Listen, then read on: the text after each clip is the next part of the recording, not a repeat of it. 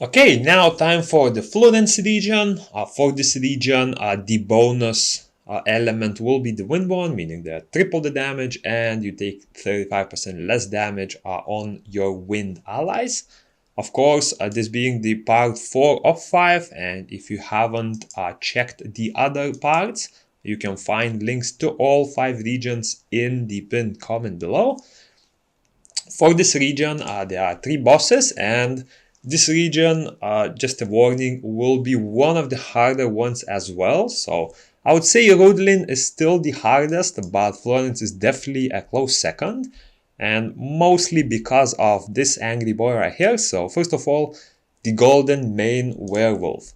So, while this guy doesn't apply any harmful effects, he is super scary because his second skill actually deals damage based on his max HP, and since he has 6 million of it, the damage he deals is very high.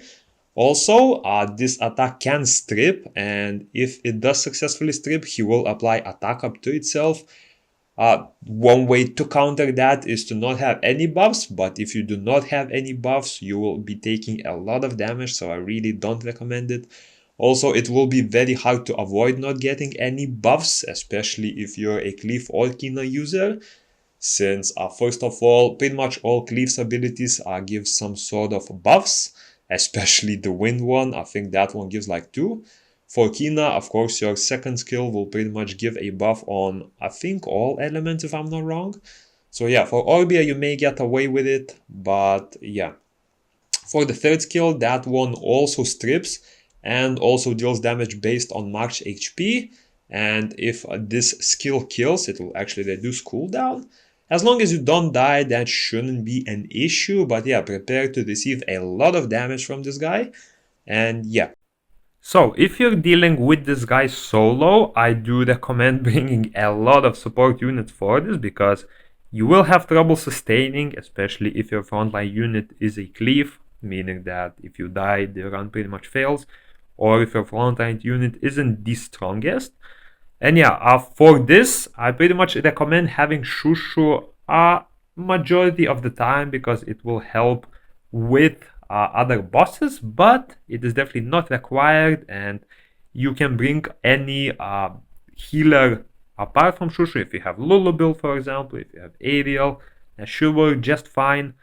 Another unit I can highly recommend is the Shannon, as she will bring 2 buffs, and since the boss's second skill only strips 1, if the boss strips only the attack buff, for example, you will be way safer. And yeah, just as long as you are able to stack a lot of beneficial effects, it will be useful. If you're only able to get 1, that might be a bit scary because you're not really buffed and the boss does have additional effects on those beneficial effects. But as you can see from my team, actually every single unit does have a beneficial effect or 2. So Shushu is able to buff immunity, Shannon is able to buff attack buff and defense buff, and on top of that, Bastet is also able to buff a shield, so that's what, 4 buffs in total, and even if the buffs strips all 3 of them, there is a good chance that you will be left with at least a defense buff or a shield or an immunity, allowing you to sustain the boss a bit easier. You will not do a lot of damage, especially if you're trying to survive here, but that's where Shannon helps quite a bit, and as you just saw, his second skill is also able to defense break the boss, allowing you to do a little bit more damage.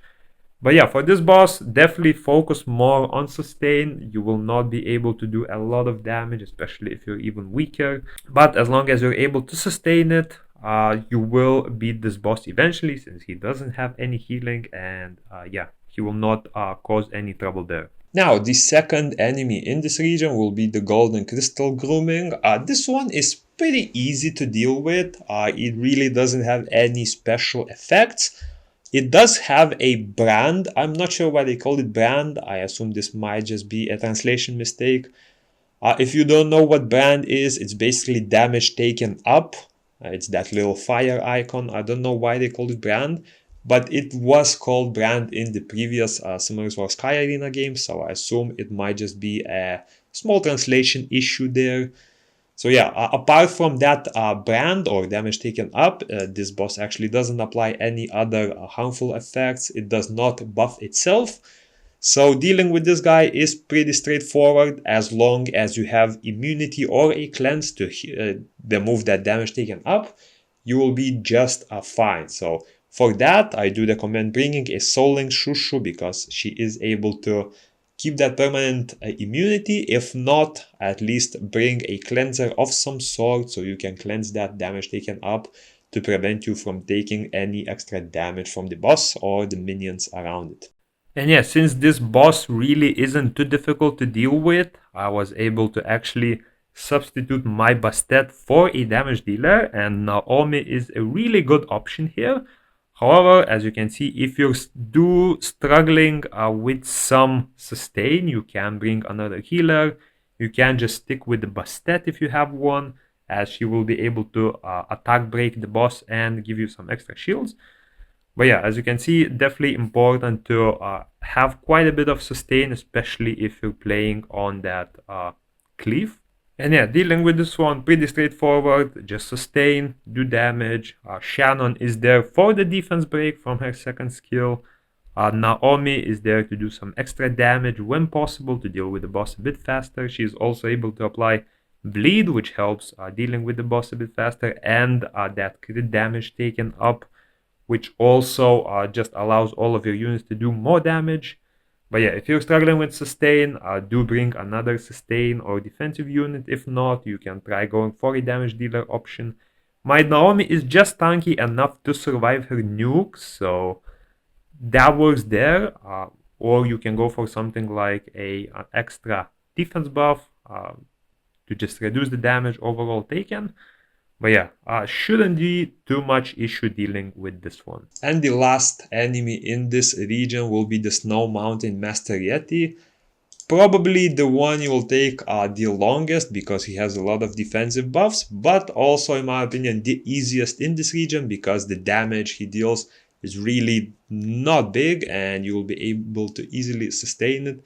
The main problem will probably be the area you're fighting him in because apart from him being there will be like 10 Yetis constantly jumping on you and that is super annoying. However, it sort of helps as well because you are able to bring units like the Light Half Magician Celia, which actually has a passive that helps with dealing with the horse since she is able to AoE a lot of the units around the Yeti, giving that damage taken up as well as healing and mana regen attribute damage if you accidentally kill a unit next to it. But yeah, for this boss, he is able to stun a single unit with his second skill, and his buff will actually buff up defense and critical res up. This means that really he does not have too much offensive capabilities, but the defensive ones will be super annoying.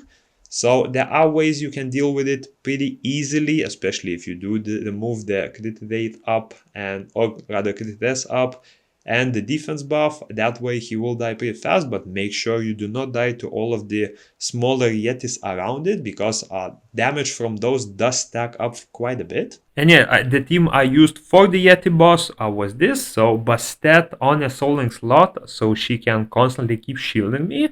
The reason for that is, as you can see, I don't have any actual heals. The only heal I have is from the Celia passive, meaning that the heal will only happen if I kill one of the smaller Yetis around it. For me, that is enough because Bastet is able to upkeep enough shields. My Windcleave also has a shield on his first skill and a defense buff on the third skill. So I do have a lot of sustain there. If that is not enough, I do recommend bringing a single healer as well if you are struggling with the heals there. So Bastet is a good option, definitely not required though. I do recommend bringing a Celia if possible because she will help deal with the Yetis. And when you deal with the Yetis, as you can see, the Yeti just died and you get a lot of useful buffs. So your whole team gets healing, your whole team will get attribute damage up, meaning that basically they will do more damage pretty much. That's what it translates to. And your summoner will also get mana up, meaning that you can spam skills even faster. Another unit that's great for this is the Wind Witch, and the reason for that is one of her skills will apply the damage taken up.